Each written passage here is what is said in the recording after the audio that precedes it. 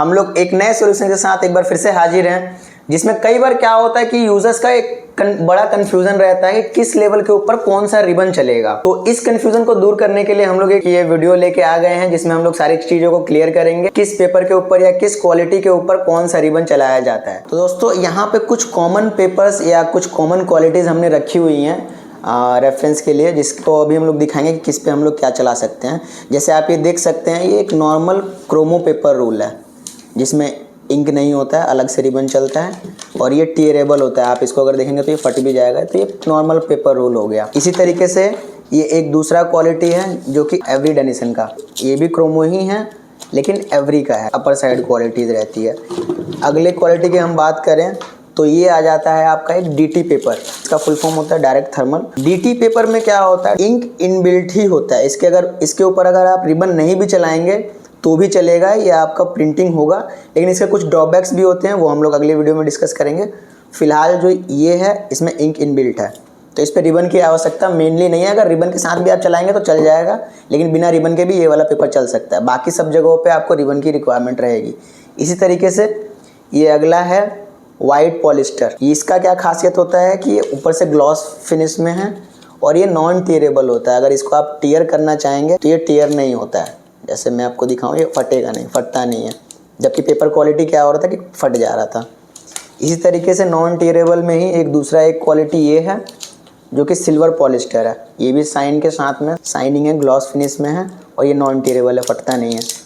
तो एक क्वालिटी ये हो गई आपकी। हम लोग अगर देखें तो कुछ क्वालिटीज़ अलग भी आती हैं। ये तो हो गए स्टिकरिंग के लिए यूज़ में आती हैं। दूसरा आता है, कई बार फैब्रिक के ऊपर हम लोग साइज़ वगैरह मेंशन करने के लिए टाफेटा और साटिन को यूज़ करते हैं। जैसे ये आप देख पा रहे हैं, ये टाफेटा है और ये साटिन है। एक सैंपल के लिए मैंने रखा हुआ है यहाँ पे। तो इन सब का यूज़ गारमेंट इंडस्ट्री में किया जाता है, फैब्रिक्स के ऊपर किया जाता है टैगिंग के लिए। तो इसमें क्या होता है, इसमें नॉर्मल से थोड़ा अलग हटके रिबन चलता है, क्योंकि ये धुलते भी हैं, ये वॉशिंग में भी जाता है। ये सारे स्टिकर वॉशिंग में नहीं है, तो इस पर अलग टाइप के रिबन चलते हैं। और ये जो है टाफेटा और साटिन, ये वॉश भी होता है कपड़ों के ऊपर लगने के बाद, तो इसके ऊपर अलग से रिबन चलता है। तो आइए अब हम लोग रिबन की ओर चलते हैं और देखते हैं किस क्वालिटी के ऊपर कौन सा रिबन चलेगा। तो आप जैसे कि यहाँ पे देख पा रहे होंगे, मैंने कुछ रिबन रखे हुए हैं यहाँ पे अलग अलग क्वालिटीज के।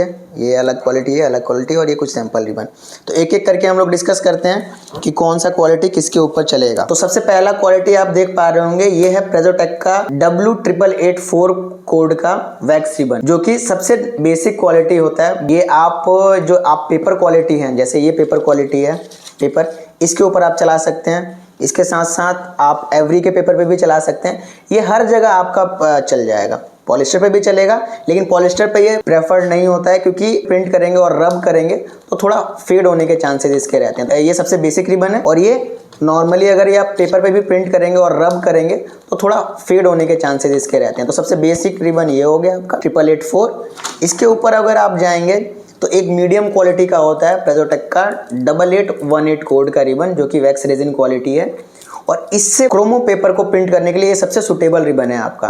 अगर आप क्रोमो पेपर के ऊपर, जैसे ये पेपर हो गया आपका और ये एवरी का क्रोमो हो गया, इसके ऊपर आप प्रिंट कर रहे हैं, तो ये वैक्स रेजिन क्वालिटी 8818 सबसे ज़्यादा सुटेबल है। इससे क्या होता है कि ड्यूरेबिलिटी बनी रहती है। अगर इसको नॉर्मली कोई रब भी करता है तो इजीली नहीं हटता है। हार्डली रब करने को, काफ़ी ज़्यादा हार्ड रब करने के बाद थोड़ा बहुत फेड होगा ये। तो इसको आप पेपर पे भी चला सकते हैं और कुछ हद तक आप पॉलिस्टर के ऊपर भी यूज़ कर सकते हैं। लेकिन पॉलिस्टर पे क्या होता है, जैसे ये क्वालिटी है पॉलिस्टर नॉन टीयरेबल ग्लॉस फिनिश में, इसके ऊपर भी आप 8818 का यूज़ कर सकते हैं, यानी वैक्स रेजिन का यूज़ कर सकते हैं। लेकिन पॉलिस्टर पे ये बेसिक रिबन हो गया कि इस पे थोड़ा रब करेंगे आप पॉलिस्टर के ऊपर तो इसके हटने के चांसेस ज़्यादा रहता है। तो पॉलिस्टर के लिए सबसे ज़्यादा जो सुटेबल रिबन होता है, इससे एक लेयर ऊपर आप बढ़ते हैं तो आता है प्रेजोटेक का 8844 रिबन, जो कि रेजिन क्वालिटी रिबन है।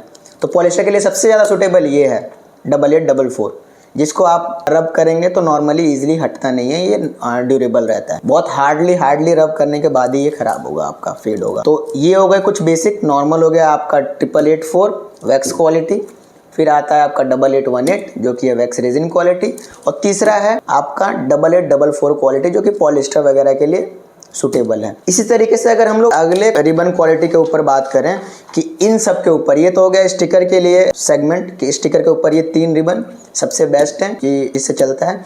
लेकिन हम लोग जहां बात करें टाफेटा और साटिन, इन सब पे तो ये धुलना नहीं होता, लेकिन टाफेटा साटिन धुलना होता है। तो इसके ऊपर कौन सा रिबन चलता है, तो अगर आप देखेंगे तो मैंने कुछ सैंपल यहाँ पे भी रिबन रखे हुए हैं। जैसे एक क्वालिटी ये हो गया प्रेजोटेक का वॉश केयर रिबन, जो कि वॉश प्रूफ है। इसमें अलग अलग साइजेज आते हैं, जैसे ये बड़ा साइज देख पा रहे हैं, इसी तरीके से एक ये छोटा साइज है आपका 50-200 मीटर का। ये जैसे जैसे टाफेटा का जो साइज होता है, जितना विड्थ होता है उसके अकॉर्डिंग रिबन डिजाइंड होता है, बट इसके ऊपर जो चलता है वो वॉश केयर रिबन चलता है। इससे क्या होता है कि ये धुलने के बाद भी मिटता नहीं है, प्रिंटिंग जैसी है वैसी की वैसी टिकी रहती है। तो सबसे जो ज़्यादा सुटेबल है वो वॉश केयर रिबन है टाफेटा और सैटिन के लिए। तो हो गए आपके फुल रिबन जो कि आपका 300 मीटर का होता है। कुछ हमारे पास इन्हीं के हमने छोटे छोटे सैंपल रिबन भी बनवा रखे हैं, जैसे आपका ये 888 वैक्स क्वालिटी रिबन हो गया। तो ये इसका सैंपल रिबन है 20 मीटर का। ये आप चाहें तो हमसे टेस्टिंग के लिए सैंपल रिबन भी मंगा सकते हैं और टेस्ट कर सकते हैं, चल सकता है आपका। इसी तरीके से ये आपका 8818 वैक्स रेजिन क्वालिटी और ये 8844 रेजिन क्वालिटी है। आई होप कि आपको हमारी ये वीडियो अच्छी लगी होगी और किस लेबल क्वालिटी के ऊपर कौन सा रिबन चलता है, ये आपका जो भी क्वेरी था ये सॉर्ट आउट हुआ होगा, सॉल्व हुआ होगा। फिर भी अगर आपको कुछ कंफ्यूजन रहता है कि किस लेबल के ऊपर क्या रिबन चलना है या कुछ भी इससे रिलेटेड आपका क्वेरी रहता है, तो आप कमेंट बॉक्स में हम लोगों से पूछ सकते हैं। Thank you for watching, keep supporting us.